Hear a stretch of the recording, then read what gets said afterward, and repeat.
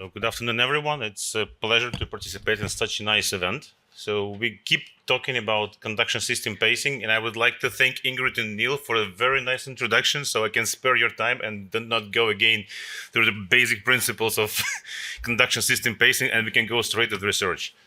Here are my disclosures.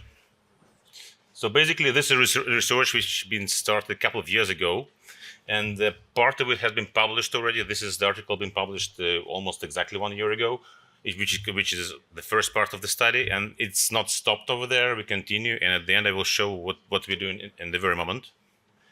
So the aim of the study was to investigate the possibility of non-invasive electrocardiographic imaging, its potential for intra and post-procedural evaluation of left bundle branch area pacing, to understand the synchrony, if we can see in real life the activation of ventricles. So we had a couple of questions to ask ourselves. What can we do? Can we enhance the conduction system pacing using mapping? Can we do it for all devices? Is it reproducible without mapping? And how can we do it not only for research but also for clinical practice? So I will skip this slide because Ingrid perfectly explained the difference between the right ventricle CRT and conduction system pacing, so we can go straight. Then Neil helped me a lot by showing the differences between the different conduction system pacing modalities, so I will not go in. The only thing I want to say, what we want to achieve while doing the conduction system pacing, we want to make it as much physiological as it can be. So we want to use intrinsic conduction pathways to activate both ventricles. And that's what we need. That's the goal of the procedure, and that's what we try to do.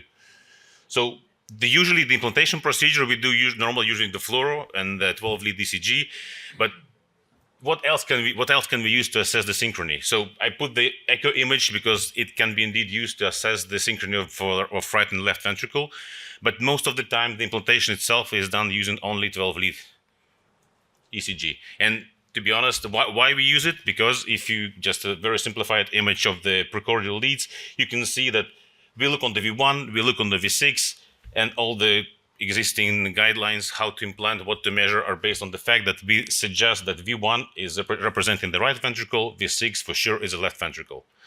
But are there any weak points in that? But we know that the heart anatomy is not always the same, so there is not we cannot find two absolutely identical patients. We cannot say that this patient is exactly like this, that heart is exactly on the same position, and also patch placement. It's very operator dependent. It depends how you place the patches, and it also depends on the human anatomy, on the torso anatomy. We can have very obese patient. We can have patient after some kind of non-even cardiac surgery, which involves which can cause the shift of mediastinum, and we don't know anymore if our V1 is still on top of the right ventricle and if our V6 is still representing the left. So we were hypothesizing that we can use the super ECG, which is a CardioInsight vest from Medtronic, which has 252 electrodes compared to 12 leads. We thought we can overcome those limitations which we have with the 12-lead ECG. In addition to that, what CardioInsight also offers, that we do complete CT scan at the very moment. We have CT scan of the heart. We have both ventricles simultaneously. We do have vest with each electrode. So you can see on this picture that's segmented torso. So the blue dots are representing the precordial leads. And all the rest, it's leads, it's electrodes which we can register information from using the CardioInsight vest. So I think we had a valid idea to try to investigate its usefulness for conduction system device pacings. So we hypothesized that we can use it, and first thing what we wanted to understand, what do we measure? Because we all know we can make nice images with a very fancy colorful pictures, but we wanted to go back to the signals, because nice image is nice image and it stays the image. If you want to say something, you need some objective data. So what we did, we tried to understand which values we need to measure. We need to understand what signals from which point to which point we have to assess to identify if that makes any difference compared to 12-lead or not. So in our methods, we used 25 consecutive patients, and we first did the implantation of left bundle branch area pacemaker. And then for this very published study, we did the ECG assessment the day after. So we first checked if device working perfectly, that everything is fine. Then we put the vest on. We put patient into the CT scanner, we get everything segmented, we recorded the paced and intrinsic rhythm, and then we did the analysis. What did we analyze? So we first analyzed the 12-lead ECG, which been used during the implantation. So we measured all the parameters possible. Sometimes we had to come back to the ECG recordings to measure some extra parameters, just to understand better what ECG can give us. And then we measured also the ECGI parameters, which is a total TVACT, what we call TVACT. It's a total ventricular activation time, LV act, RV act. So it's basically left, right, and total activation time, which are more important. And also measure the difference between left and right, which is IVDS. And in fact, what's the difference between those and the classic ECG parameters is that with ECGI we see more. We see on the back of the heart. We see on all the sides of it. So that's why the values are different. We cannot say that LVT measured with the ECG and LV act measured with the ECGI is the same. It's surprisingly not same. So what we did? First of all, we compared intrinsic versus paced. So we divided all the patients by intrinsic rhythm. We had two groups. First group with the narrow QRS, second group with the wide QRS complex. And we did see what can we achieve with the conduction system pacing. So with the narrow QRS group, we see that activation is nearly the same. Even if it looks red is just the fact we have a lead over there. So the first activation is not going through the septum, it's going from the lead. But the ventricular activation is quite similar to the intrinsic rhythm. That was for narrow QRS group. Then we got the wide QRS group. And then we see that we could even correct the right bundle branch block perfectly by implanting the LBB lead, which is not really logic because you go to left bundle, but it still goes, it activates the right bundle as well earlier than it was intrinsically. So we confirm that we can use it and we can compare intrinsic and paced. Then how we can assess, is it a good pacing? Is it a real LBB pacing? Is it a physiological or not? So what we did, we split the same group of patients again, but based on the paced QRS. We had the narrow paced QRS and wide paced QRS. And then we again evaluated the different parameters. And what we surprisingly found that, for example, this picture on the left, if you use 12-lead ECG, this patient had the paced QRS like 140 milliseconds. It had the LVT, which was not correct. The V1, V6 was totally wrong. But if you do the ECGI, that's actually not that bad.